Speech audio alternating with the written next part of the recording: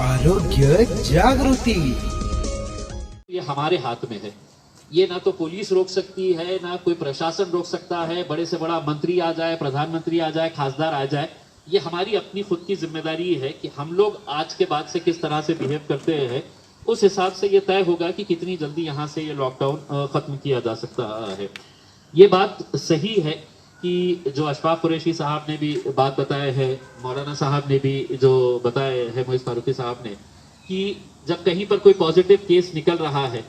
तो वहां पे जिस तरह से गाड़ियां जाती है और गाड़ियां जाकर वहां पर एक ऐसा लग रहा है कि निकाल के लेके आओ, 15 को निकाल लो, ये 20 को निकाल लो, 25 को निकाल लो। और जिस तरह से अगर हम सही मानों में अगर उसका सीरियसनेस अगर दिखाना है, जैसा अशफाक कुरैशी के पास जब लोगों को निकाला गया तो एक ही गाड़ी के अंदर उनको बिठाकर है तो हॉस्पिटल लेके जाया गया। अब अगर हम सेफ डिस्टेंस की बात कर रहे हैं, सोशल डिस्टेंसिंग की बात कर रहे हैं, तो ये एक लोगों को उसका सीरियसनेस समझना चाहिए कि हम लेकर जा रहे हैं तो क्यों लेकर जा रहे हैं। आसिफिया कॉलोनी का जब मामला आया तो इतने सारे लोगों ने फोन करके कहा कि साहब हमारे को जबरदस्ती ले जा रहे हैं, हमारा तो कुछ है ही नहीं। वहां पे कुछ लोग खड़े रह के ये बोलना शुरू कर दिए कि अरे तेरे को तो कुछ है ही नहीं, तू काहे के लिए जा रहा है करके।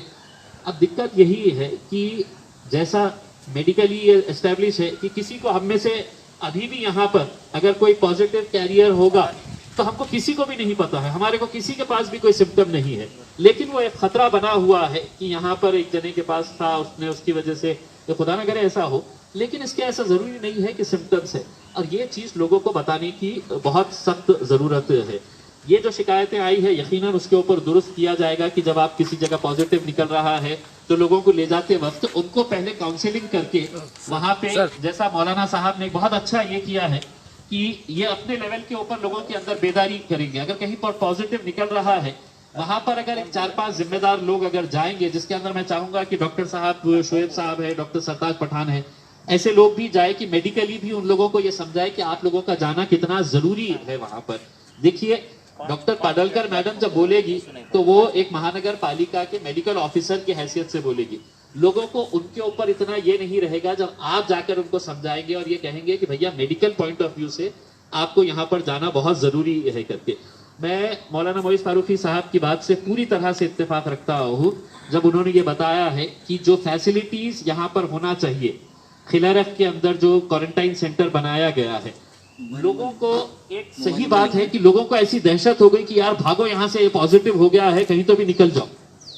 क्योंकि अगर वो अपन पकड़े गए तो अपने को वहां पे खिलारख में ले जाना पड़ेगा और वहां पे पता चल रहा है कि यार वहां पे खाना नहीं मिल रहा है बराबर से, वहां पे टॉयलेट के इंतजाम बराबर से नहीं है। पांजड़े साहब एक आध मर्तबा हो सकता है, ये मतलब ऐसा नहीं है, लेकिन हमारा, और हम तो आपको ये कह रहे हैं कि अगर वहां पे 200 लोग हैं, वहां पे अगर आपके पास, आप गवर्नमेंट की तरफ से ही कर रहे हैं, या तो किसी एनजीओ के ऊपर वो जिम्मेदारी दे दीजिएगा, या अगर नहीं देते हैं तो आप हमें बता दीजिएगा कि साहब ये सेंटर के ऊपर 200 लोगों को खिलाने की जिम्मेदारी आप लोग उठा ले। हम में से बहुत सारे ऐसे एनजीओ हैं जो ये जिम्मेदारी अपने लेवल के ऊपर उठा देंगे। एक जो डॉक्टर साहब ने एक बात कही है, कमिश्नर साहब मैं आपको बताऊं, ये मुद्दा हमने पहले भी निकाला है। मैंने खुद ने जब एफसीआई से हमने डीएसओ साहब से बात की है, हमारे तरफ से भी बहुत सारे एनजीओ राशन किट ये वो बांट रहे हैं, मैंने खुद ने जब राशन लिया एफसीआई के जरिए, फूड कॉर्पोरेशन, तो मार्केट का जितना रेट था, इन दी एंड जब मेरे पास आया तो पता चला वो एपीएमसी मार्केट का टैक्स भी उसके ऊपर लगा हुआ है, और जो मार्केट से हम जो पहले उठा रहे थे उससे ज्यादा रेट के अंदर हमारे को वहां से ये लेना पड़ा। तो अगर एनजीओस के लिए अगर कुछ सब्सिडाइज रेट के अंदर अगर मिलता है तो बहुत हद तक आपका जो सरदर्द है वो बहुत हद तक खत्म हो जाएगा कि ये लोग जिस तरह से काम कर रहे हैं, हम कर रहे हैं, तो वो वहां तक लोगों तक अनाज पहुंचने का काम पूरी तरह से हो जाएगा। मैं समझता हूं, मैं पुलिस कमिश्नर साहब से ये अतमन गुजारिश करना चाहूंगा कि मैं समझता हूं कि बहुत सारे पासेस इश्यू किए जा चुके हैं, वो पासेस के अंदर भी अब थोड़ा सा कंट्रोल करने की जरूरत है कि जो जिम्मेदार है वो जिम्मेदारों को ही पास दिया जाए अपने अपने महल्ले के हिसाब से। अब जिस तय किया गया है कि 2-2, 3-3, 4-4 लोग, अगर समझ लीजिएगा नूर कॉलोनी के अंदर जब डिविजनल कमिश्नर साहब का फोन जब आया दोपहर में, तो मुझे खुद ये था कि मतलब जब डिविजनल कमिश्नर साहब वहां पर जा रहे हैं तो अगर उनको ये मालूम है कि यहाँ पर ये 3-4 लोग हैं जो वॉलंटियर्स हैं जिनके पास पासेज इशू है, वो वहां पर आए और वहां पर आकर है तो साथ में रह के लोगों को समझाने का अगर काम करे तो वो हिसाब से बहुत ज्यादा अच्छा रहेगा। दूसरा एक ये है कि आप जिस तरह के जो काम कर रहे हैं, मैं प्रशासन से अदबन अपील करना चाहूंगा कि देखिए रमजान का महीना है, अगर इसको दीनी एतबार से अगर ये मौलानाओं का जितना भी हमारे मुफ्ती मौलानाओं का इस्तेमाल अगर किया जाए, जैसा नूर कॉलोनी के अंदर अब जैसा अगर सिर्फ वाजिद साहब को अगर भेज दिए, बहुत अच्छे स्पीकर है जो इस्लाम के हिसाब से भी बात करते हैं और दुनिया के हिसाब से भी बात करते हैं, वहां पर अगर उनको एक माइक के साथ अगर भेज के वहां पे लोगों को देखिए ऐसे वक्त के ऊपर काउंसलिंग करना बहुत जरूरी है। लोगों को ये समझ में आना चाहिए कि मैं जो कर रहा हूं ये इसलिए नहीं कर रहा हूं कि पुलिस वाला आया है तो मैं नहीं निकलूंगा, मैं बाहर, मेरे को कोई नहीं रोक सकता है। दीनी एतबार से भी जैसा प्रॉफेट मोहम्मद के जमाने में भी क्या होता था ऐसे पीरियड के अंदर, और आज दुनियावी एतबार से अगर हमारे को ये मर्ज को रोकना है तो हमारी सबकी जिम्मेदारी है। तो ये अगर एक सिस्टम लगा दिया जाए जो बिल्कुल टोटली 100% कंसंट्रेटेड मुस्लिम एरियाज है, जैसा नूर कॉलोनी के अंदर अगर जाके वहां पर अनवर इशाती साहब ये ऐसे 2-4 लोग अगर जाकर वहां पर सिर्फ थोड़ा सा अगर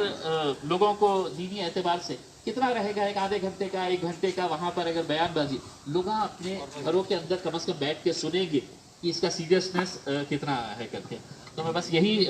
गुजारिश करूंगा कि इसको जितना भी अच्छे तरीके से समझाया गया है उसको हम इम्प्लीमेंट करें, और ये हमारे लोगों को ये बताने की ज़रूरत है कि ये जो फैसले लिए जा रहे हैं ये फैसले आपके हक में लिए जा रहे हैं। ऐसा ना हो जाए कि भाई ये जो 25 लोग बैठे हुए हैं मेरा कैसा होगा, मैं तो ये यहाँ पे धंधा करने के लिए आया था। ये दिक्कतें आएंगी, 1-2 दिन है तो लोगों की नाराजगी रहेगी, वो नाराजगी भी हमको झेल कर लेना है, लेकिन लोगों को समझाने की भी जिम्मेदारी हमारी है। और हम समझते हैं कि इंशाल्लाह कल के बाद से एक अलग तरह का माहौल यहाँ पर देखने को मिलेगा। सबसे टाइम जो सुबह 4 घंटे है तो 9 से 11 और 4 से 6 हो सकता क्या?